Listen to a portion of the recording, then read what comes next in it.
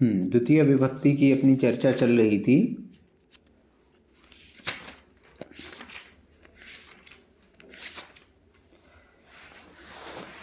अंतरा का उपयोग अपन ने देख लिया था, उभयता का देख लिया था, है ना। अब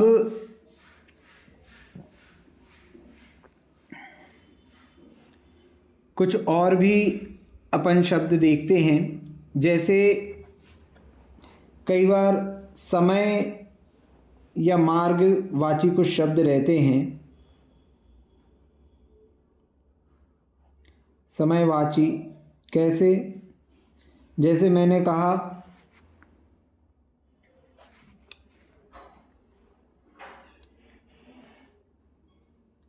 महीने भर पढ़ता हूँ,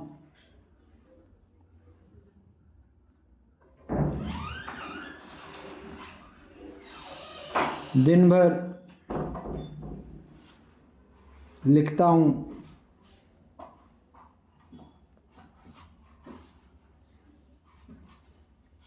है ना। तो जिनके साथ हम इस प्रकार का प्रयोग करते हैं कि मतलब समयवाची हैं ये, कि इतने समय तक ये कार्य किया, 1 महीने तक पढ़ता रहा। जैसे हमने कहा कि फलाना व्यक्ति 1 महीने तक तप करता रहा, है ना। 1 महीने तक पढ़ता रहा, 1 साल तक पढ़ता रहा, 1 साल तक तप करते रहे, 1 वर्ष तक खड़े रहे, है ना। तो यहाँ जो समय संबंधी बात हो या फिर मार्ग संबंधी बात हो,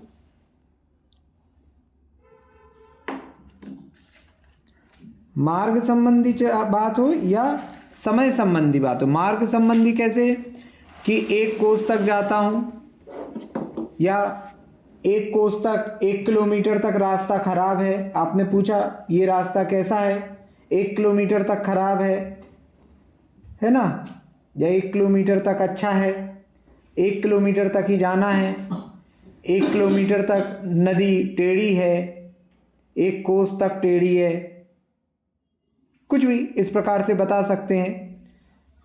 तो ये जो समय और मार्ग के दूरवार्ची जो शब्द हुआ करते हैं, देखो इसको अपन ऐसे लिख सकते हैं। समय नियम जो है उसको अपन ऐसे लिख लें, समय और मार्ग में, समय और मार्ग के लिख लो, समय और मार्ग के दूरवाची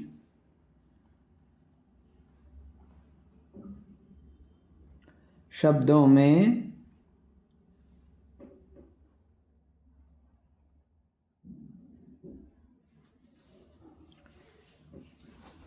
द्वितीया विभक्ति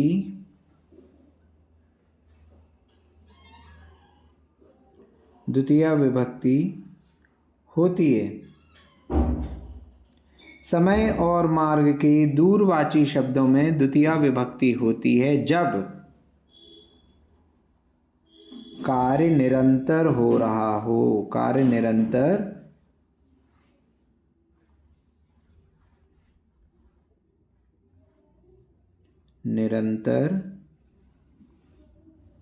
हुआ हो।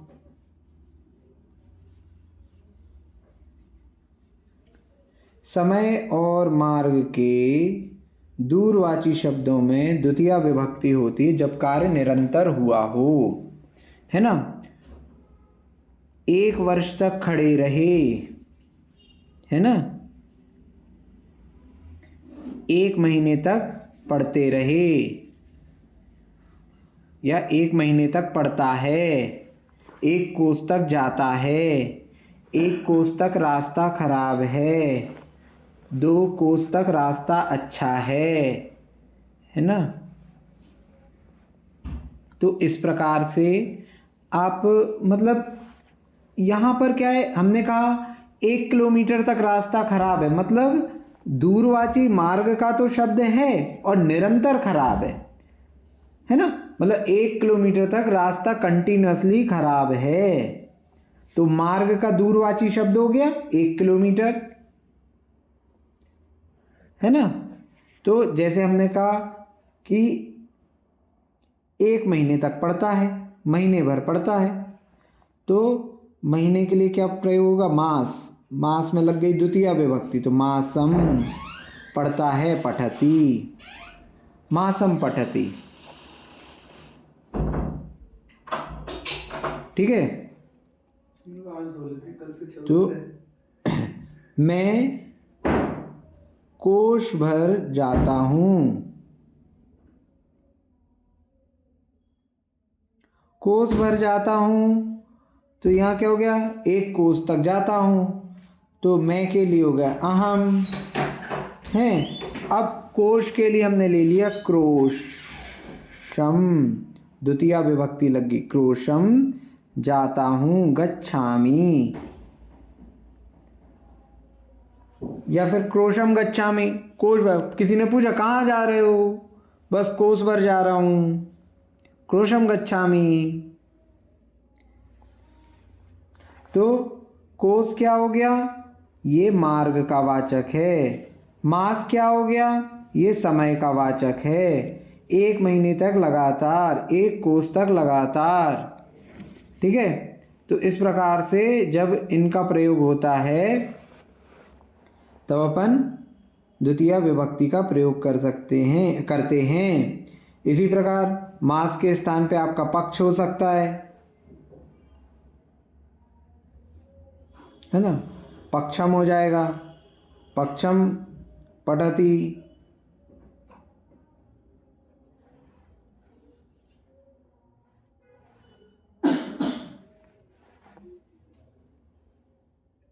मुहूर्तम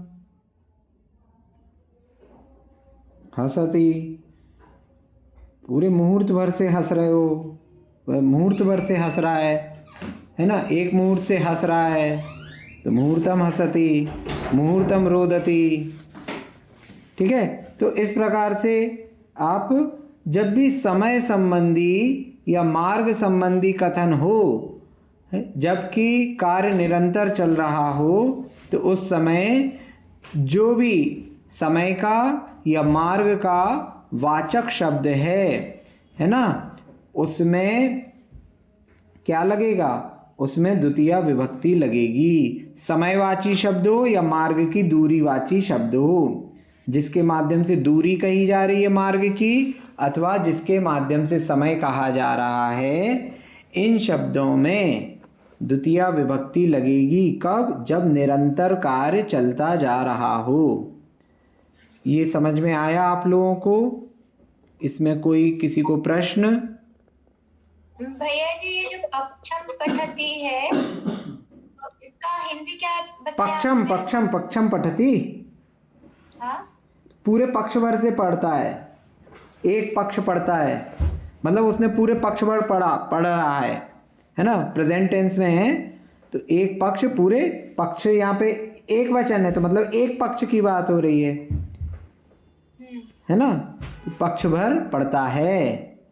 और मुहूर्तम हसती मतलब पूरे मुहूर्त भर वो हंसता रहा। हाँ, हंस रहा है, हंसता है। ठीक है।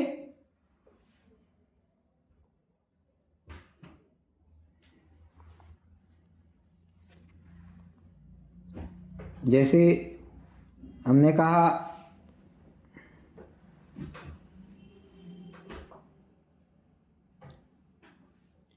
नदी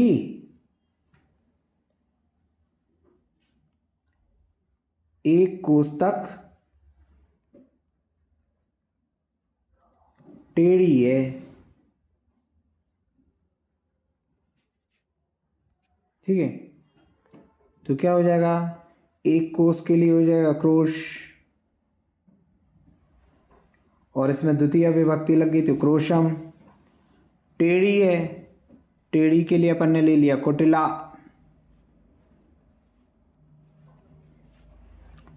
नदी क्रोशम कुटिला या क्रोशम कुटिला नदी, कुछ भी कर देंगे, इसको यहाँ जोड़ दो, विशेष विशेषण एक तरह।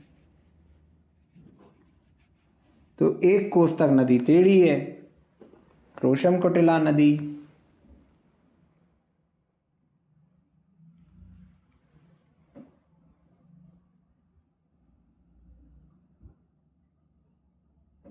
भैया इसमें एक कोश में भी कोशम आएगा और एक वैसे कोश में भी कोशम आएगा। क्रोशम बोल दिया तो एक वचन है तो एक कोश ही रहेगा, है ना, क्योंकि एक वचन है ना, तो एक अलग से करने की जरूरत ही नहीं है। यदि ऐसा बोलते 3 कोस 4 कोस तो फिर बहुवचन हो जाता, फिर आपको लिखना पड़ता कितने कोस। अच्छा, फिर हमें गिनती में लिखना पड़ता। हाँ, क्योंकि बहुवचन हो गया तो दो से द्विवचन होता तो आप द्विवचन लिख देते डायरेक्टली, है ना। लेकिन अगर बहुवचन है तो फिर आपको बताना पड़ेगा कितना है ना।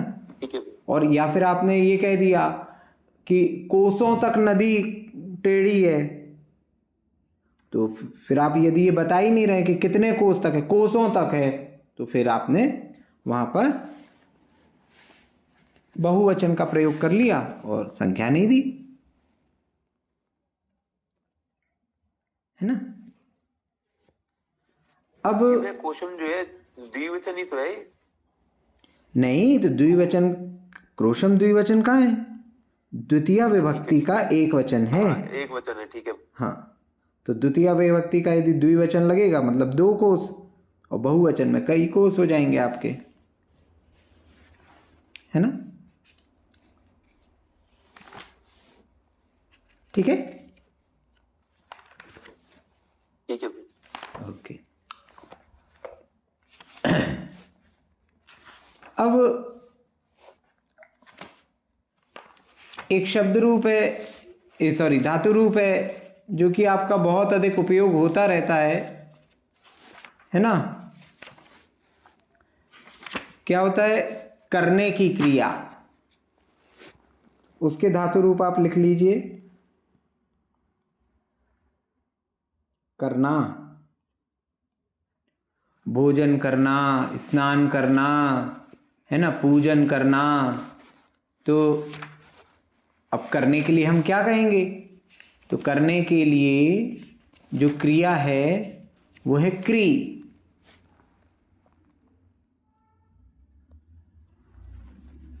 आप लोगों को जो हमने डिक्शनरी की लिंक शेयर की थी, तो वो आप लोगों ने इंस्टॉल कर ली क्या प्ले स्टोर से? यदि किसी ने नहीं की हो तो उसको आप प्ले स्टोर से इंस्टॉल कर लें, तो वो आपके लिए क्या है, बहुत अधिक उपयोगी रहेगी। अब क्री धातु है, इसके रूप कैसे चलेंगे, इसके रूप थोड़े अलग टाइप के चलेंगे, तो इनको आप लिख लीजिए, अन्य पुरुष, मध्यम पुरुष और उत्तम पुरुष, एक वचन, द्विवचन और बहुवचन। ठीक है, तो ये हो गया करोति, कुरुतः,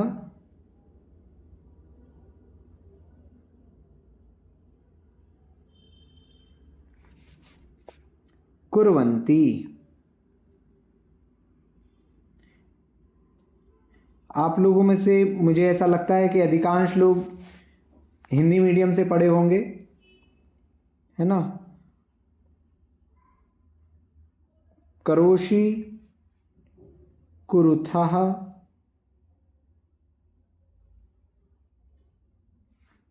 कुरुथ,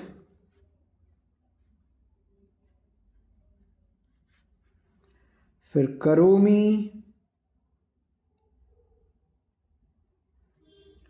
कुर्वः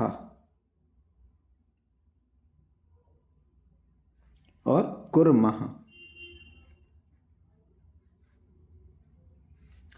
करोति, कुरुतः, कुर्वन्ति, करोषि, कुरुथः, कुरुथ, करोमि, कुर्वः, कुर्मः। क्री धातु है, करने के अर्थ में प्रयोग होती है। ठीक है, उदाहरण ले लेते हैं कुछ। मैं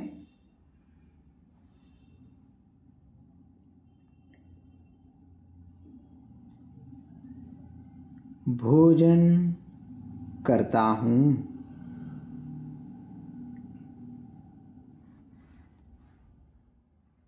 पहले अपन लिख लेते हैं। ये आप लोगों ने लिख लिया क्या? हाँ भैया। तुम स्नान करते हो।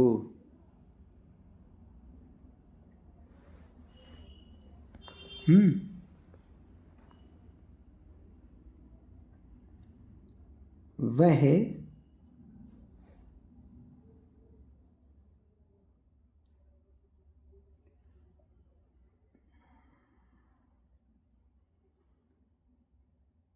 पूजन करता है।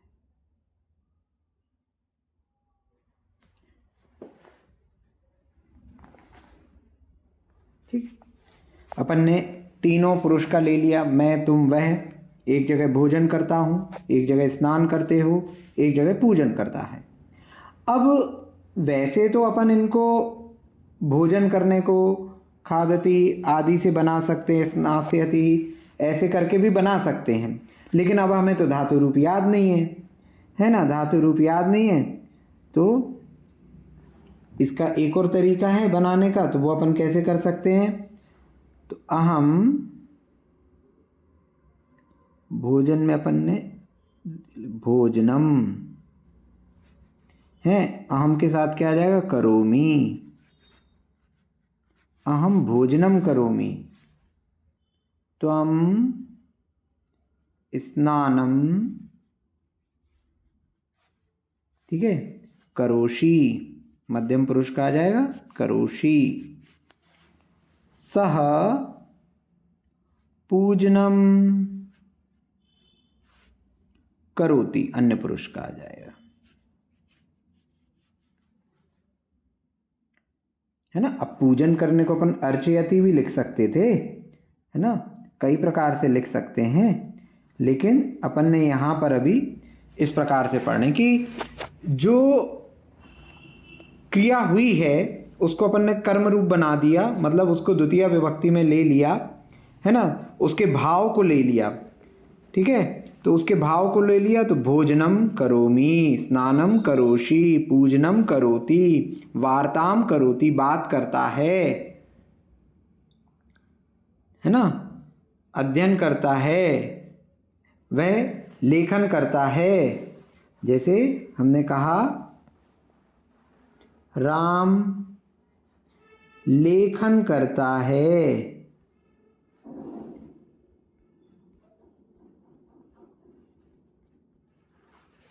ठीक है। तो राम लेखन करता है, तो रामः लेखनम करोति,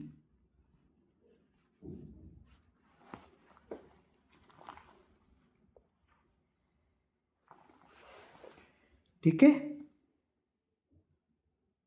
इस प्रकार से उत्तम पुरुष, मध्यम पुरुष, अन्य पुरुष आपको पता ही है। तो करोति कुर्ता कुर्वन्ति, करोषि कुर्था कुरुत, करोमि कुर्वः कुर्मः।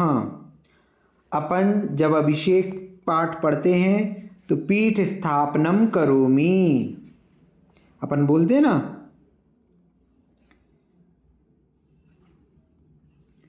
जब अपन पीठ स्थापना करते हैं तो क्या बोलते हैं?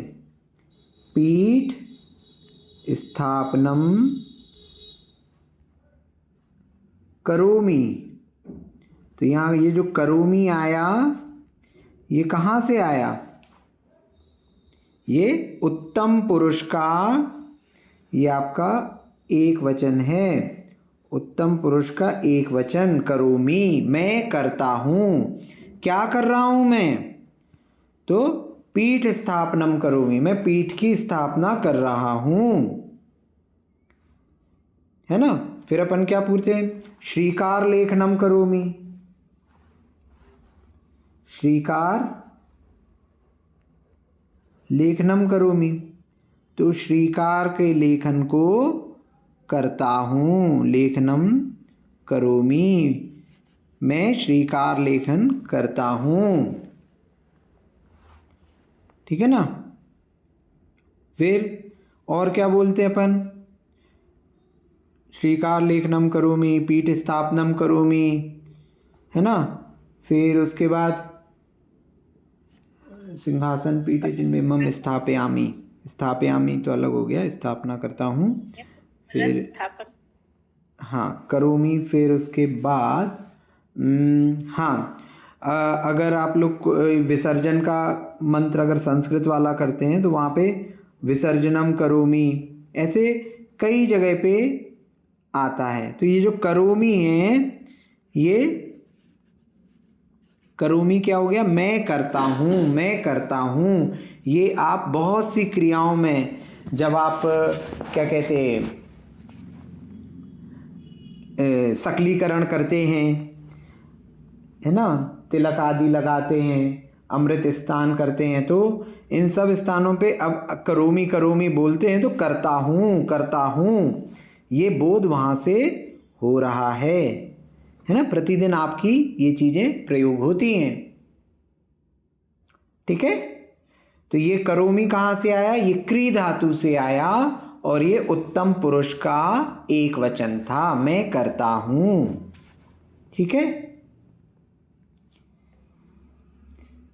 ये रूप समझ में आ गए आपको, करोति कुरुतः कुर्वन्ति, करोषि कुरुतः कुरुत, करोमि कुर्वः कुर्मः। इससे संबंधित किसी को कोई प्रश्न हो तो बताएं।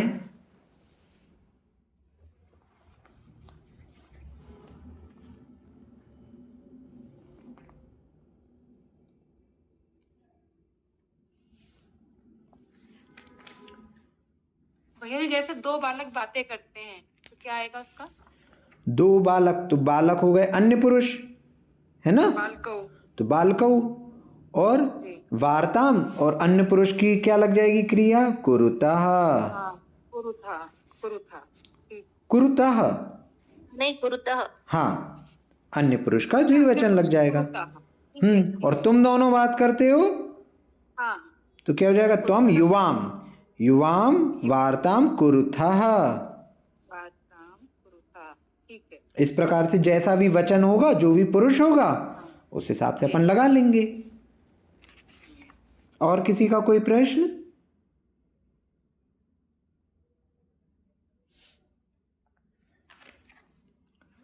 ठीक है, आगे चलें। अब देखिए क्या होता है कि हम प्रतिदिन बहुत सारी क्रियाएं करते हैं। सुबह उठते हैं, स्नान करते हैं, पूजन करते हैं, भोजन करते हैं, शयन करते हैं, लेखन करते हैं, पाठन करते हैं, व्यवसाय करते हैं और भी बहुत सारी क्रियाएं करते हैं। तो आपको क्या करना है, आपको 10 ऐसे वाक्य बनाने हैं जो आप प्रतिदिन करते हैं। मैं भोजन करता हूँ, अहम भोजनम करोमि, मैं स्नान करता हूँ, अहम स्नानम करोमि। ठीक है।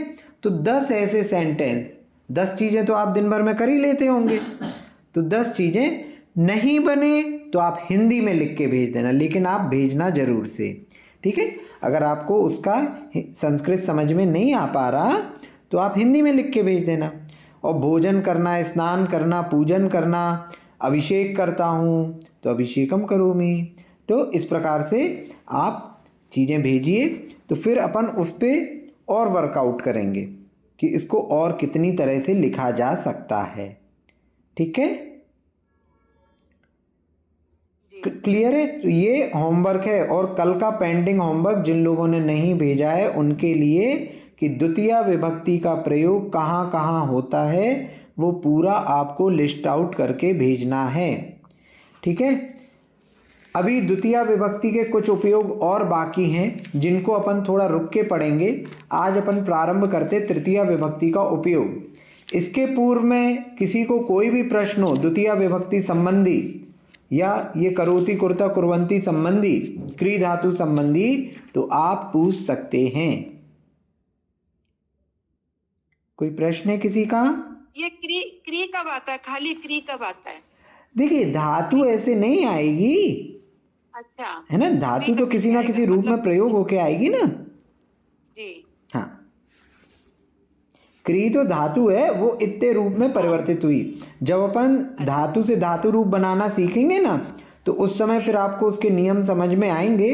अभी तो अपन क्या है, एक शॉर्ट में चीजें देख रहे हैं, फिर ये कैसे बनते हैं, शब्द से शब्द रूप कैसे बनते हैं, तो वो सब चीजें अलग रहती हैं। ठीक है, जैसे कृति कृति होता है, तो कृति इसमें इसका कोई मतलब नहीं है इससे, कृति का नहीं वो कृदंत प्रत्यय लग के बनते हैं, है ना, उनमें फिर प्रत्यय लगेंगे, वो विषय भी आगे आएगा। अच्छा ठीक। कोई भी शब्द है, किसी का भी नाम है, कुछ भी है, वो कहीं ना कहीं किसी ना किसी चीज से बना हुआ है ना।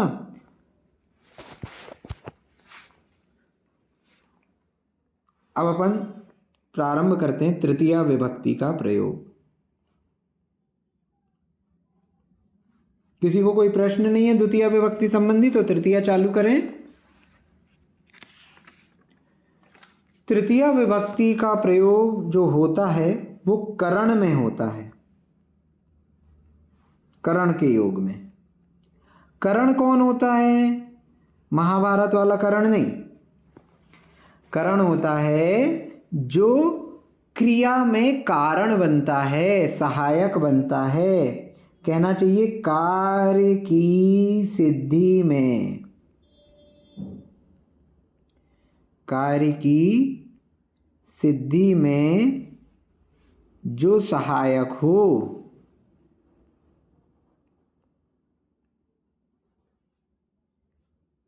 है ना, कार्य को सिद्ध करने में जो सहायक हो। कृष्ण ने जरासंध को चक्र से मारा, कृष्ण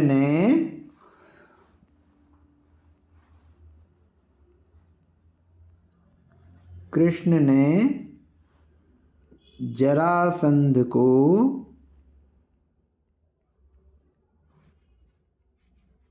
अगर हम कहें केवल मारा तो क्रिया क्या हो गई? मारना क्रिया हो गई। किसने मारा? कृष्ण ने मारा, तो कृष्ण हो गए कर्ता।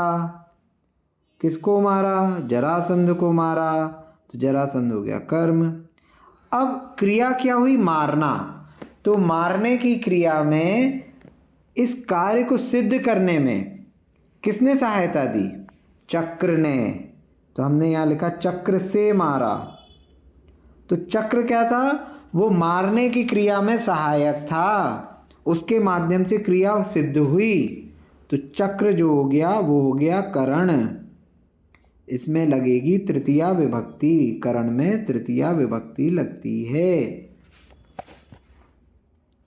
ठीक है ना। तो कार्य जो हो रहा है, कार्य करने में, जो कार्य को पूर्ण करने में सहायक है, उसमें तृतीया विभक्ति लगेगी।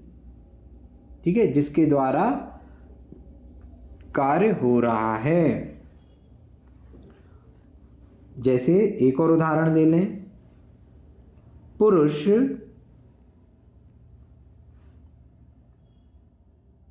लकड़ी से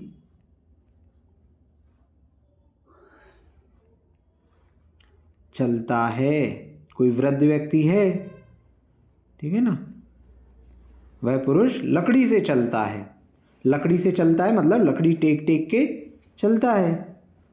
तो यहाँ क्या हो जाएगा? पुरुष एक वचन है तो पुरुषः, और यहाँ अन्य पुरुष का चलता है, चलता है हो गई क्रिया। तो ये क्या हो गया? चलती, गच्छति भी कह सकते। तो ये जो चलने की क्रिया है, ये किसके माध्यम से पूर्ण हो रही है? लकड़ी के माध्यम से पूर्ण हो रही है ना। लकड़ी उसको चलने में सहायता प्रदान कर रही है। तो लकड़ी को अपन ने ले लिया दंड, दंड में तृतीया विभक्ति लगा दी तो दंडेन।